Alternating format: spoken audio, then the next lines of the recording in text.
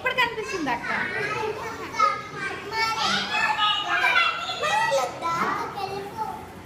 అటు వెళ్ళిపోనా? సరే వెళ్ళిపోతున్నాను.